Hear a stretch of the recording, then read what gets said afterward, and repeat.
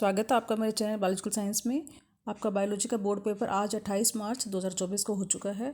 इस वीडियो के द्वारा हम बोर्ड के पेपर को एनालाइज करेंगे और उसके सॉल्यूशंस पर चर्चा करेंगे।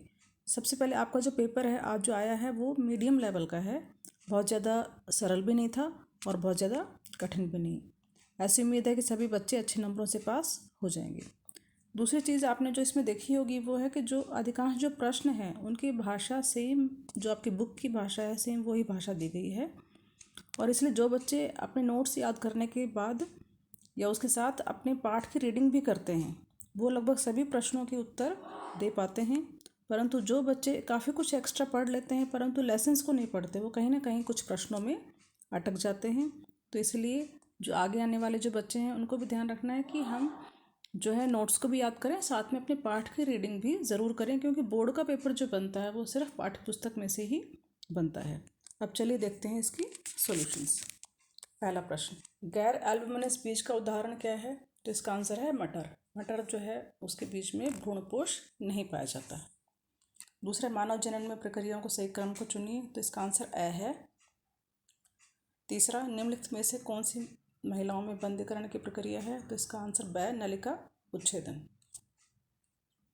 अगला प्रश्न, डीएनए आनुवंशिक पदार्थ है, इसके बारे में सुस्पष्ट प्रमाण कौन से वैज्ञानिक ने दिया था या कौन से वैज्ञानिक के प्रयोगों से प्राप्त हुआ? तो ये सेम लैंग्वेज जो है किताब में से आपकी उठाई हुई है। तो इसका आंसर है हल्फर्ड हर्शे एवं मार्था चेज। तो द इसका आंसर है। अगला प्रश्न, डीएनए में ग्वानिन नाइट्रोजनिक क्षार कौन से नाइट्रोजनिक क्षार से युग्मित होता है? तो आसान है ये, आंसर है साइटोसिन।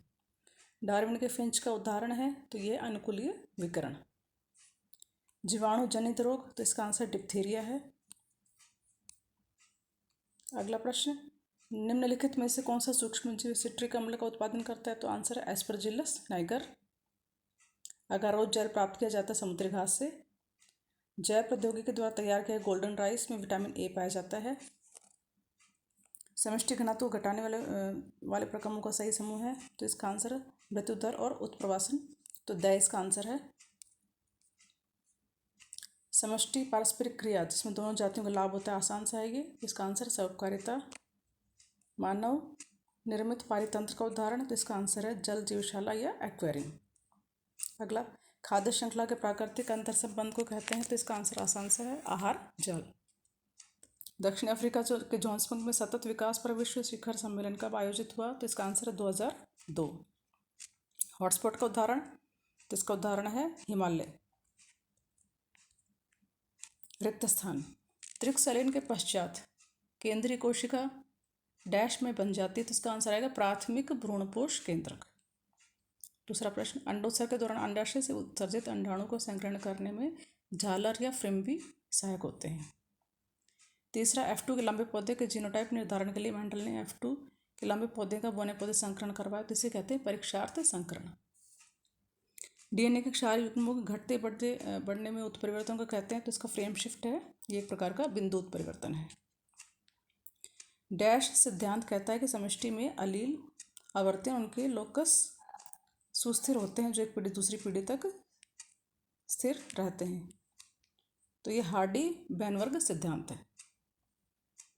डैश नामक प्रोटोजोआ परजीवी से अमीबा रोग होता है, तो इसका आंसर एंटामीबा हिस्टोलिटिका। बैक्टीरिया द्वारा किण्वित आटे की फूली हुई उभरी शक्ल CO2 गैस के उत्पादन कारण। आणविक कैंची कहे जाने वाले एंजाइम प्रतिबंधन एंजाइम। जीव विष जिस जीन द्वारा कूटबद्ध होते हैं तो उसे क्राइजीन कहते हैं। मत्स्य पालन के लिए उद्देश्य के लिए अफ्रीकन कैटफिश, तो इसका वैज्ञानिक नाम लिखना था क्लेरियस मैरीपाइनस। उसके बाद आपके एक एक नंबर वाले प्रश्न हैं। असंग जनन को परिभाषित कीजिए, तो ये भी आसान है। पुष्पपात्र में बिना निषेचन के ही बीज का बनना असंग जनन कहलाता है। उदाहरण है घास। टिड्डे में लिंग निर्धारण का प्रकार एक्सो प्रकार। आरएनए का वह प्रकार जो अमीनो अम्लों के लाने व अनुवांशिक कूट के पढ़ने काम करता है, तो इसका आंसर है टीआरएनए। डीएनए में न्यूक्लियोसाइड व फॉस्फेट समूह के बीच उपस्थित बंध का नाम, तो फॉस्फोएस्टर बंध। होमो इरेक्टस मानव की दिमागी क्षमता 900 सीसी। तुल्य रूपता की परिभाषा, ऐसे अंग जिनके कार्य समान होते हैं परंतु पूर्वज परंपरा एवं शरीर रचना समान नहीं होती। उदाहरण के लिए तितली एवं पक्षी के पंख। सक्रिय प्रतिरक्षा को परिभाषित कीजिए, जब हमारा शरीर प्रतिजनों का सामना करता है तब हमारे शरीर में प्रतिरक्षी पैदा हो जाते हैं, इसे सक्रिय प्रतिरक्षा कहते हैं। ब्रेड बनाने के लिए उपयोग में लाए जाने वाले सूक्ष्मजीव का नाम, तो इसका आंसर है सैक्रोमाइसिस सेरेविसी बेकर ईस्ट। तो इस साइंटिफिक नेम है, तो आपको अंडरलाइन करना है। तो जो 1 नंबर वाले प्रश्न हैं, ये कईयों के उत्तर जो हैं वो एक एक शब्द के ही हैं, परंतु इसे आप पूरी अगर लाइन में उत्तर लिखें तो वो ज़्यादा अच्छा समझा जाता है। गुरु बीजाणु धानी की संरचना का वर्णन, तो इसमें आपको बीजांड की संरचना का वर्णन ही करना था। इस तरह से बीजांड की संरचना और उसका वर्णन। एक परागकोश के अनुप्रस्थ काट का नामांकित चित्र बनाइए। इसमें केवल आपको चित्र बनाना था परागकोश के अनुप्रस्थ काट का, उसमें लघु बीजाणु धानी का एक पोर्शन दिखाना था और इस तरह से चित्र बनाकर उसका नामांकन करना था। उसके बाद आगे प्रश्न है सहायक जनन प्रौद्योगिकी के को 3 उदाहरण लिखिए। तो इसमें 4-5 दे रखे हैं आपकी किताब में, आप कोई भी 3 लिख सकते हैं। जैसे पात्र निषेचन, जिसे IVF भी कहते हैं, इसका थोड़ा टेस्ट बेबी बनता है। जीवी निषेचन या कोशिकीय शुक्राणु निक्षेपण, तो कोई भी 3 पॉइंट द्वारा आप इसको पॉइंट वाइज इसको समझा सकते थे। दांत्र कोशिका एरक्तता या सिकल सेल एनीमिया, तो ये बिंदु उत्परिवर्तन कारण होता है और इसमें बीटा ग्लोबिन श्रृंखला के जीन में 6ठे स्थान पर ग्लूटामेट के स्थान पर वैलिन अम्ल आ जाता है, तो इससे व्यक्ति में एनीमिया रोग हो जाता है। अपूर्ण प्रभाविता को दर्शाने वाला पैनेट वर्ग चित्र बनाइए। तो इसमें आपको श्वान पुष्प का उदाहरण देना था, जिसका अनुपात द्वितीय पीढ़ी का आता है 1:2:1, और इस तरह से आपको उसका पैनेट वर्ग जो है वो बनाना था, क्रॉस करके दिखाना था। तो आपकी किताब का चित्र है। उसके बाद वाहितमल उपचार में सूक्ष्मजीवों की भूमिका समझाइए। तो इसमें आपको द्वितीयक उपचार की व्याख्या करनी थी। इसमें सबसे पहले वायवीय सूक्ष्मजीवों द्वारा अपघटन होता है और उसके बाद में अवायवीय जीवाणु द्वारा विघटन होता है। तो ये द्वितीयक उपचार है, उसके बारे में आपको 5-6 लाइन में समझाना था। बायोगैस यंत्र का नामांकित चित्र बनाइए। तो अभी आसान सा प्रश्न है, तो इस तरह का चित्र आपको इसमें बनाना था।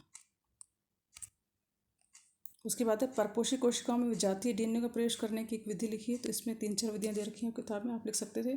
सूक्ष्म अंतक्षेपण, माइक्रो इंजेक्शन विधि या फिर बायोलिस्टिक या जीन गन विधि। PBR 322 का चित्र बनाना था इस तरह से, तो ये भी आसान सा है, बना दिया होगा आपने। उसके बाद है परजीवी जंतु की परिभाषा लिखिए। परजीवी जंतु के मानव का होने वाला एक लाभ लिखिए। तो ये ऐसे जंतु हैं जिनके DNA में परिचालन द्वारा बाहरी अतिरिक्त जीन का प्रवेश करवाया गया है और इनका उपयोग होता है सामान्य क्रिया विकास का अध्ययन करने के लिए, या रोगों का अध्ययन करने के लिए, या टीकों का जो प्रेक्षण करने के लिए। तो इस तरह से आप कोई भी एक लाभ जो है उसको 1-2 लाइन में व्याख्या इसकी कर सकते हैं। रोगों की प्रारंभिक पहचान करने में आणविक निदान तकनीक किस प्रकार सहायक है, उदाहरण देकर समझाइए। तो कोई भी 2 विधियाँ आप लिख सकते हैं इसमें, जैसे PCR विधि और अलीसा विधि। स्वस्थानीय संरक्षण के उदाहरण देकर समझाइए। तो प्राकृतिक आवास में जीवों का जब उनका संरक्षण करते हैं उनके खुद के आवास में, तो उससे स्वस्थानीय संरक्षण कहते हैं। इसमें जैव विविधता हॉटस्पॉट है, उनका वर्णन आप कर सकते थे, या वाणिज्य अभ्यारण्य है, राष्ट्रीय पार्क हैं, उनमें से किसी के बारे में भी 1-2 लाइन में समझा सकते हैं। उसके बाद जो सेक्शन C है उसमें 16वां प्रश्न शुक्र जनन को समझाइए। तो शुक्र जनन के बारे में थोड़ी सी व्याख्या करनी है आपको, और इस तरह का रेखा चित्र जो है आपको बनाना था इसमें। इसका सेकंड पार्ट भी इजी है। शुक्राणु के निम्नलिखित भागों के कार्य लिखिए। इसमें शीर्ष का भाग निषेचन करने में, मध्यखंड का ये गति के लिए ऊर्जा प्रदान करता है, पूंछ जो है गमन के लिए। तो इनका आपको 1-2 लाइन में इनकी व्याख्या करनी थी। DNA RNA में अंतर लिखिए। ये बहुत आसान सा प्रश्न है। DNA जो है 2 पॉलीपेप्टाइड श्रृंखला को बना होता है, 2 पॉलीन्यूक्लियोटाइड श्रृंखला को बना होता है। RNA जो है सिंगल, इसमें न्यूक्लियोटाइड श्रृंखला होती है। DNA में डीऑक्सीराइबोशर्करा होती है, RNA में राइबोशर्करा होती है। DNA में एडेनिन, ग्वानिन, साइटोसिन, थायमिन क्षारक होते हैं, और RNA में थायमिन के स्थान पर यूरासिल होता है। तो इस तरह से आसान से अंतर तो ये आपने लिख दिए होंगे। इसका सेकंड पार्ट अगर आपने किया तो वो भी आसान है। दोहरा कार्य करने वाला आनुवांशिक कूट, तो ये AUG है। DNA का वह खंड जो पॉलीपेप्टाइड का कूट लेखन करता है सिस्ट्रॉन है। DNA खंड जिससे एंजाइम के साथ जुड़े रहते हैं तो ये लाइगेज एंजाइम। तो इसकी भी 1-1 लाइन में आपने व्याख्या कर दी होगी अगर यह प्रश्न आपने किया है। संभार तंत्र लॉजिस्टिक समष्टि वृद्धि का वर्णन कीजिए। तो इसमें आपकी किताब में जो ग्राफ दिया है समष्टि घनत्व और समय, उसे आपको समझाना था, और सूत्र दिए हैं DN/dt बराबर बी माइनस टी एक्सन, ये 2-3 आपका सूत्र हैं, इनके द्वारा आपको समष्टि की वृद्धि जो है उसका वर्णन करना था। और इसका जो सेकंड पार्ट है वो आसान है काफ़ी।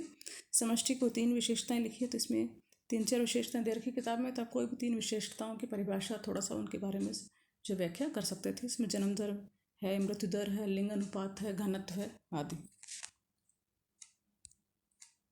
उसके बाद जो आपका लास्ट सेक्शन है, सेक्शन डी, इसमें 4-4 नंबर के प्रश्न थे 2, तो ये भी आसान है। एड्स का पूरा नाम लिखिए, तो इसका आप नाम लिख सकते हैं। एड्स का एक्वायर्ड इम्यून डेफिशिएंसी सिंड्रोम या फिर उपार्जित प्रतिरक्षा न्यूनता संलक्षण, हिंदी में लिखें चाहे इंग्लिश में लिखें, दोनों ही सही हैं।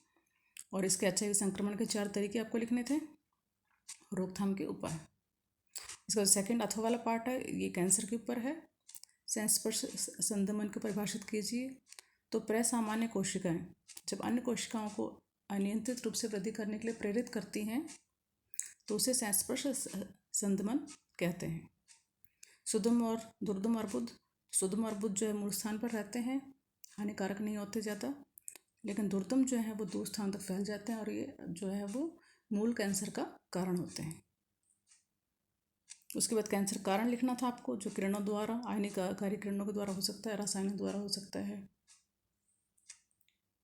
फिर उसके बाद 20वां जो प्रश्न है, नेट प्राथमिक उत्पादकता को परिभाषित कीजिए। इसमें आपकी परिभाषा लिखनी थी एनपीपी की, और सूत्र लिखना था एनपीपी बराबर जीपीपी माइनस आर।